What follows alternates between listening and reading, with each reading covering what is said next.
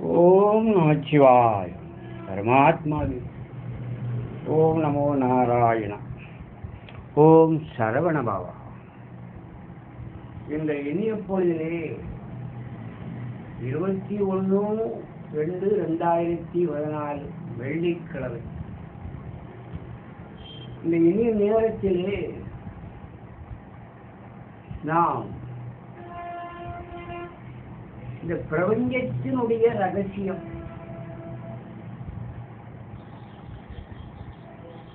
பல இருக்கின்றன. அதிலே நாம் வாழ்ந்து வருகிறோம். பூமியிலே மேற்பகுதியிலே வாழ்ந்து வருகிறோம். உயிரினங்கள் கடலிலும் நிலத்திலும் நீரிலும் நிலத்திலும் மரங்களிலும் காடுகளிலும் வசித்து வருகின்றன. இப்படி வசித்து வரக்கூடிய காலங்களிலே இந்த பிரபஞ்சமானது பல பிரபஞ்சங்கள் இருக்கின்றது. அதிலே நாம் பூமியிலே வாழ்ந்து வருகின்றோம். நமது பிரபஞ்சத்தை பூமியிலே வாழ்ந்து வருகின்றோம். அதில் பல ரகசியங்கள் இருக்கின்றது. நம்முடைய வாழ்வதற்கு ஆரோக்கிய வாழ்வதற்கு நமக்கு அவசியப்படுகிறது. ஆரோக்கியம் இல்லை என்றால் அவன் முன்னேற்றம் அடைய முடியாது, அறிவையும் பெற முடியாது. அப்படிப்பட்ட ரகசியங்கள் அதில் ஒன்று அடக்கமாக இருக்கின்றது.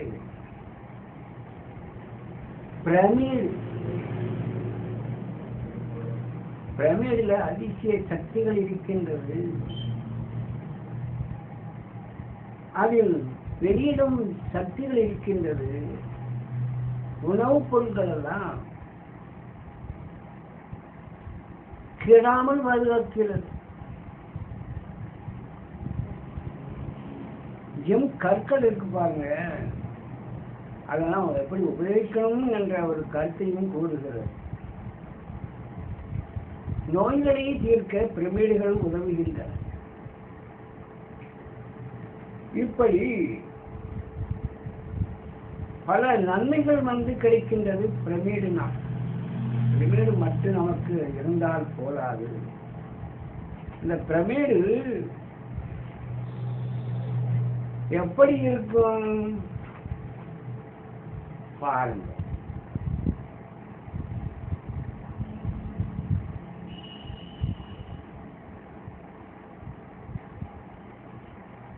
இப்படிப்பட்ட பிரமிடுகள் எகிப்து நாட்டிலே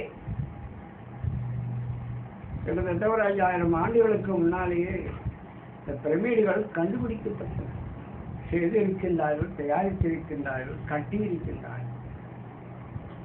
அதுல அந்த பிரமிடுக்குள்ளே நாம் வாழ வேண்டும். அந்த பிரமிடுக்குள்ளே வாழ்ந்தால் நமக்கு என்ன நன்மைகள் கிடைக்கின்றது?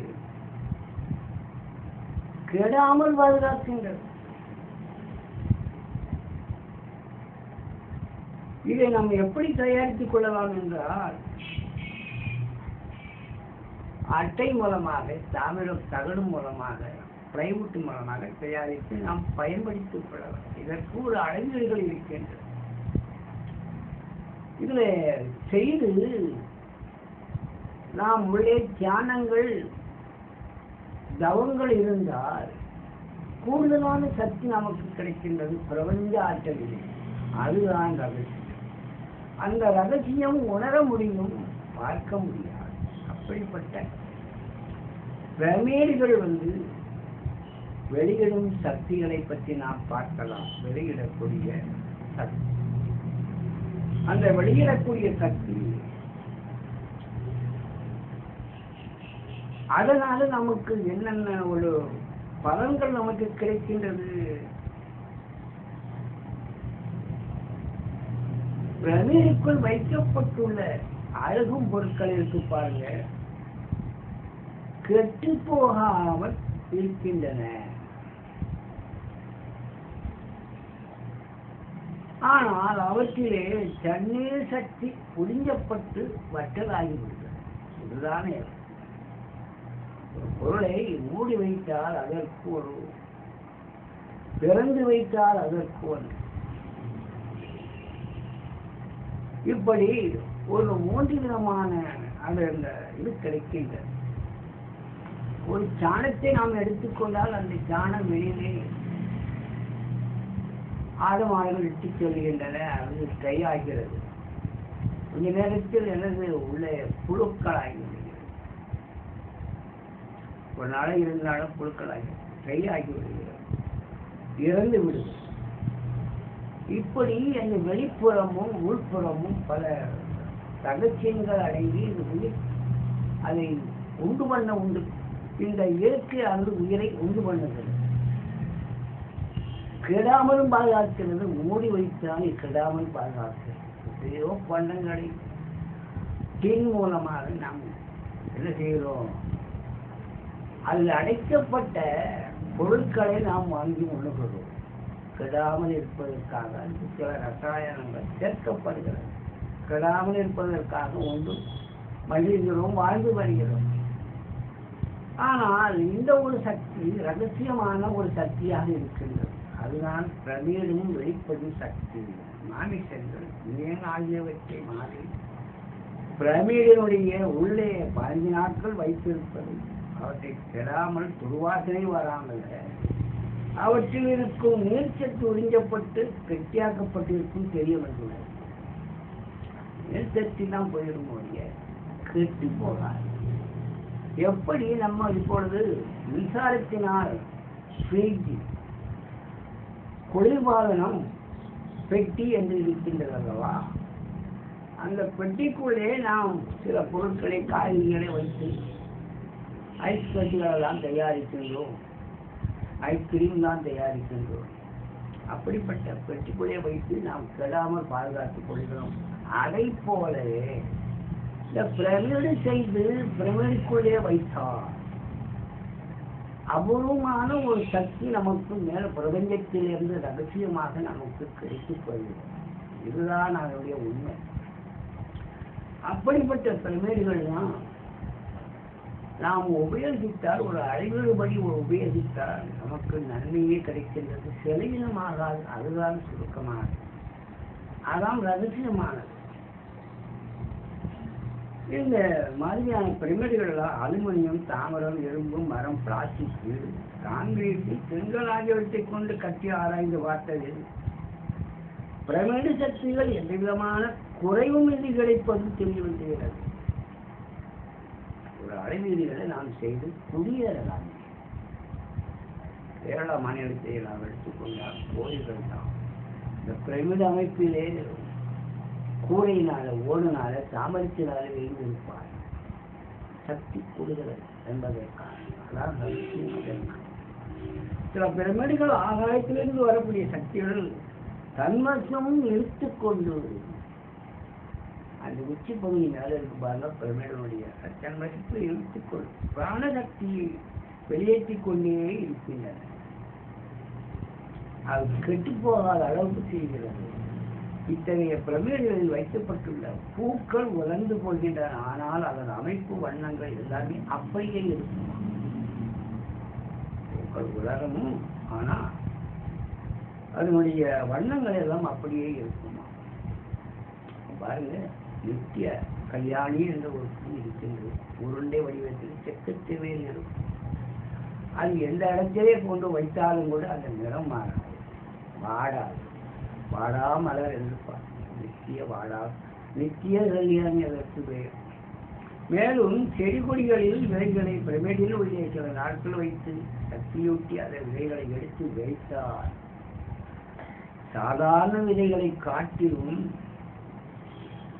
பிரமிடு சக்தி ஊட்டிய விதைகள் சீரமைப்பாகவும் அதிக வலுவாகவும் முளைகள் விட்டு வளர்கின்றன, லாபத்தை எட்டுகின்றன.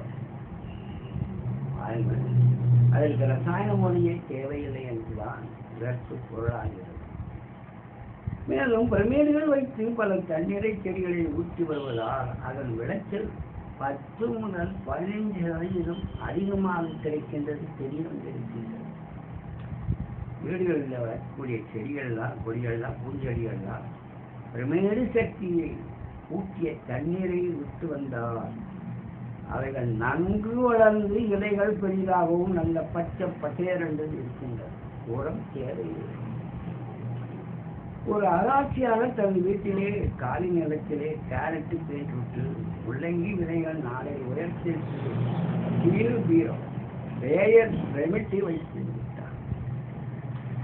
பிரமேக சக்தியின இந்த காய் செடிகள் நன்கு வளர்ந்து சாதாரணமாக 60களை விட கேரட்டுகள்லாம் முள்ளங்கிகள்லாம் பெரிதாக வளர்ந்திருக்கிறது என்றால் இப்பொழுதெல்லாம் விஞ்ஞான ரீதியாக ஆராய்ச்சிகள் நடத்தப்பட்டு மகசூலை பெருக்கிக் கொள்கிறார்கள். ஜப்பான் முறை சாகுபடிகளெல்லாம் முன்பு நெல் வயல்களை வைத்து பயிரிட்டார்கள். இப்படி பல மாதிரி இப்பொழுது காய்களெல்லாம் அதிக மகசூல் பெறுவதற்காக மரபணுக்களெல்லாம் கொண்டு உபயோகப்படுத்தி பேசுகிறார்கள். என்ன விளைவிக்கும் என்பது தெரியாது. ஆனால் இது இயற்கையானது. இப்படிப்பட்ட பிரமேக சக்தியினால அதனுள் வைத்து எடுத்து செடிகளுக்கு தண்ணீர் பாய்ச்சி வந்தபோது பூச்சிகள் புழுக்கள் இத்தகைய செடிகள் வந்து பக்கமே வருவதில்லை. பூச்சிகள் உலகம் பார்த்தாதான் அந்த எதிர்ப்பு சக்தி பிரபஞ்ச ரகசிய சக்தியானது எதிர்த்து அந்த வருவதை தடுக்கின்றது. பெரிய அளவிலே 20 அடி அகல பிரமேடு செய்து பூமியில் வைத்தது. அதனால் செடி நட்டும் விதைகளை விளைத்தும் பயிர் செய்து பார்த்ததிலே விளக்கில் 25% அதிகமாக கிடைத்ததாக சொல்கிறார். அதனால இது ஒரு பரிச்சாத்த முறைதான். 20 அடி அப்படின்னா நமக்கு அதுக்குள்ள நம்ம என்ன சாகுபடி செய்ய முடியும்? வீட்டிலிருந்த ஒரு கீரை, பச்சை கீரை, வெண்டைக்காய், தக்காளி, காய் இதுதான் நாம் செய்ய முடியும். பெரிய பயிர் செய்ய முடியும். இருந்தாலும் ஒரு உதாரணத்துக்காக பொருள் கெட்டு போகாமல் உற்பத்தி பெருக்கத்திற்கு இந்த பிரமிடுகள் அதிசய பிரமிடுகள்லாம் நமக்கு அபூர்வ சக்தியை ரகசியமாக கிடைத்துக் கொண்டு நமக்கு தருகின்றது.